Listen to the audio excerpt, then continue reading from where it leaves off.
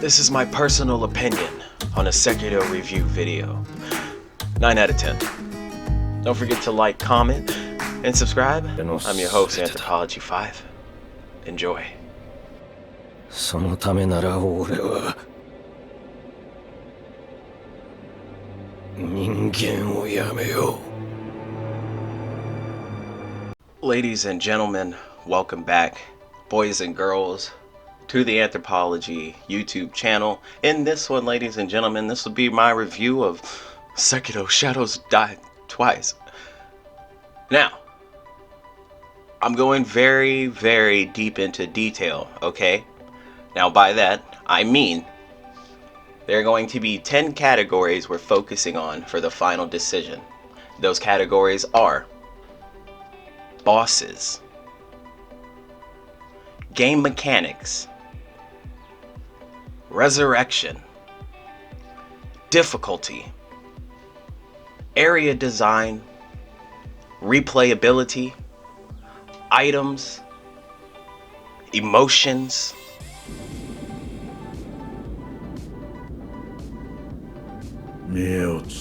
dialogue,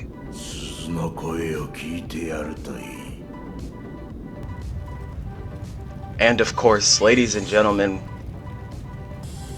we cannot forget about the most important thing of every video game. What makes a video game so flippin' cool. The cutscenes. Ladies and gentlemen, our first category are bosses. Now, how I feel about the bosses are a challenge, okay? Understand, I've played both Dark Souls and Bloodborne and beat both of them. New Game Plus 3 on both titles. Sekiro isn't necessarily hard, but it's not easy. Harder than Dark Souls, but easier than Bloodborne.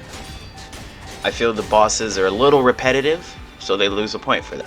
Next up is game mechanics. Now, with game mechanics, when it deals with being a FromSoft title, if you compare it to both Bloodborne and the Dark Souls series or any Souls-like-esque game, I'd say that this specific From Software title has the best depiction of good game mechanics. Not only do I have a grappling hook, but I have all of these different options available to me because of my prosthetic shinobi arm. I can zip from building to building like Spider-Man. I am able to do a death blow from above. In Dark Souls, you can't even jump. Bloodborne, you can't even jump. Well, you can, but like it's a weak ass jump. In this one, you're able to scale up walls. You can wall jump. You have all of these different options in your shinobi prosthetic, spears, axes, shurikens. And it's just amazing. And on top of that, even though they're not necessarily weak, but they're not necessarily strong. Okay, hold on. That didn't really make sense, did it? Let me fix this. So, bitch. They're easy, these guys, but they're only easy because of the options I have available to me, which make me more badass. You know what I'm saying? The movement options you have for a shinobi game are so gosh darn perfect. This game loses no points in awesomeness. But we're not here to judge awesomeness, are we? No, this is a review. So on to the next. Next up, we have Resurrection. Now, this is a really, really unique thing specifically to this game that no other Dark Souls-esque game has. The power to revive.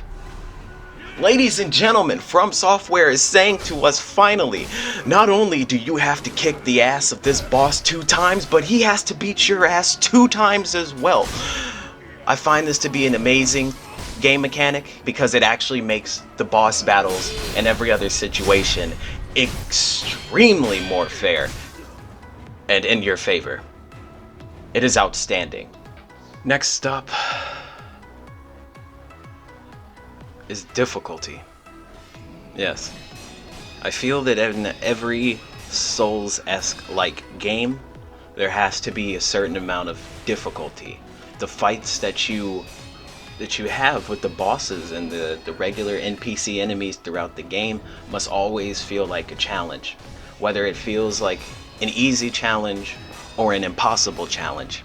A challenge must be there. And I feel Sekiro does that perfectly. It is easy enough to the point that people who've played, or who have experienced like the Dark Souls games such as Dark Souls and Bloodborne, you know, it's not that hard.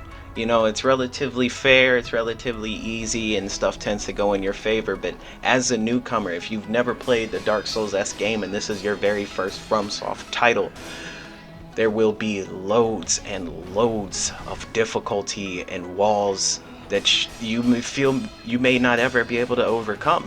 And I feel that this is one of the most important and most key factors to this specific title. Sekiro has its difficulty, but it also has its pleasure. Now, I don't know if that makes sense, but if you play the game, which I highly recommend you do, you'll understand exactly what I'm talking about. Now, on the other hand, if you feel that the game is not hard enough for you, you can walk up to this bell. The bell inscription says, those who want hardship, you know, ring the bell. Basically what that means is this is the first FromSoft title where we have gotten a chance to forcefully make the game harder for ourselves in the beginning of the game. Because notice in the title screen there's no difficulty selection. So with this bell and acquiring the bell demon, I have now made the game twice as hard than if I did not ring the bell. So From Software is giving you the option of whether you want to make the game a little more difficult for yourself because you feel it's not challenging enough. I find this to be an outstandingly excellent game mechanic. Next up is a very important subject, and that is area design. Okay, so ladies and gentlemen, let me explain. Without good area design, you do not have a good video game.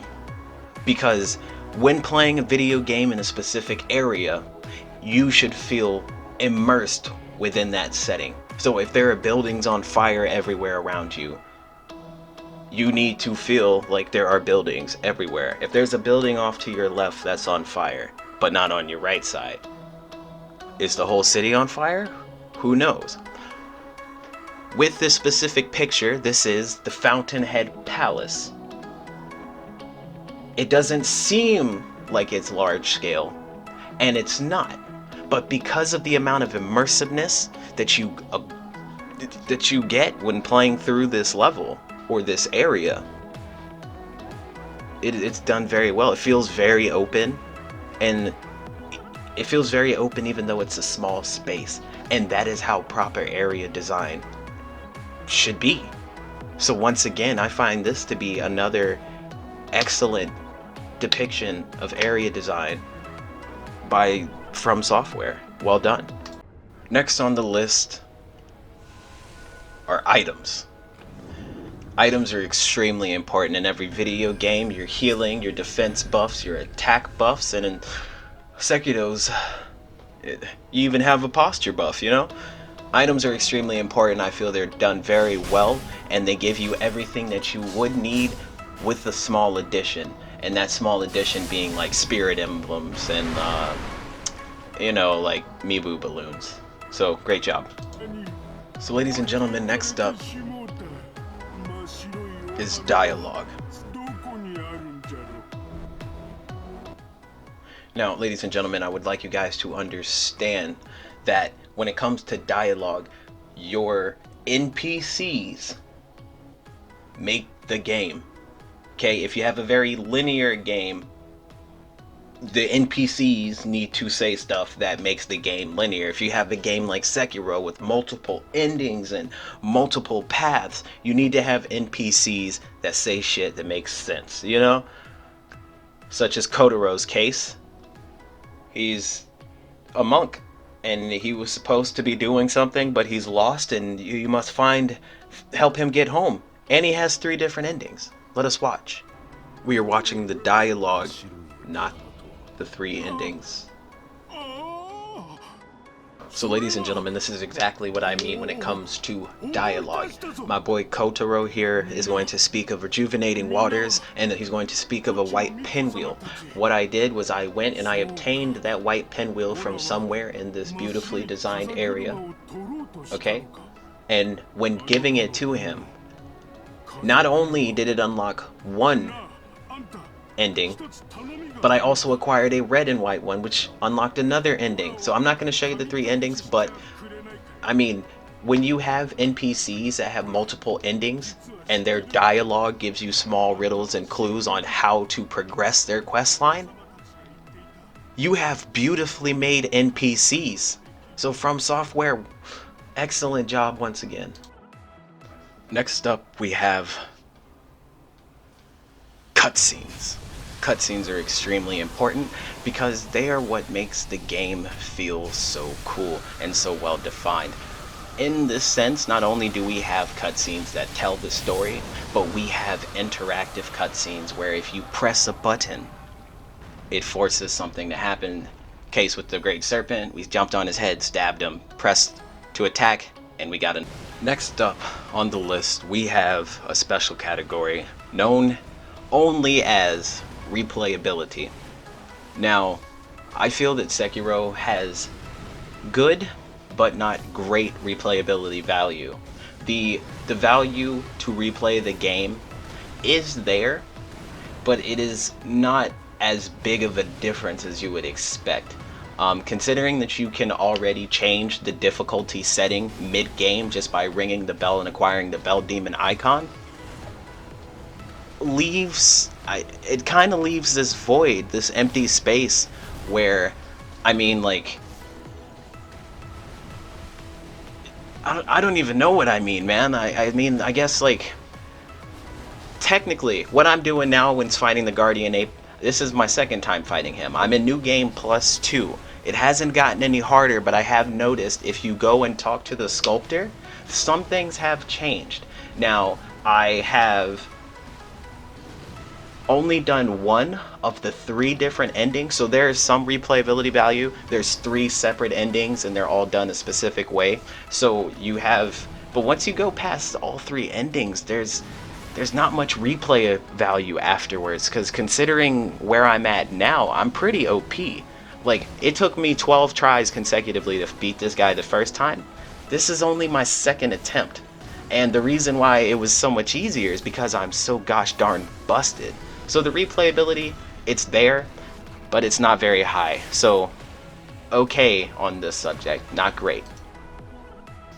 And finally, the final category, ladies and gentlemen, is emotions. Now I know that seems like a weird thing to judge a game on, but the connection that Sekiro has between his master, Lord Kuro, who is just this innocent little boy who's been burdened with such a thing, and by that thing I mean the dragon's heritage, it's really captivating and it's very immersive. And when it comes to the emotions and the 3 different endings that you can acquire to help Kuro live or die, or the other way around, it's done excellently. I love it. So ladies and gentlemen, this has been my personal opinion and my personal review of Sekiro Shadows Die Twice.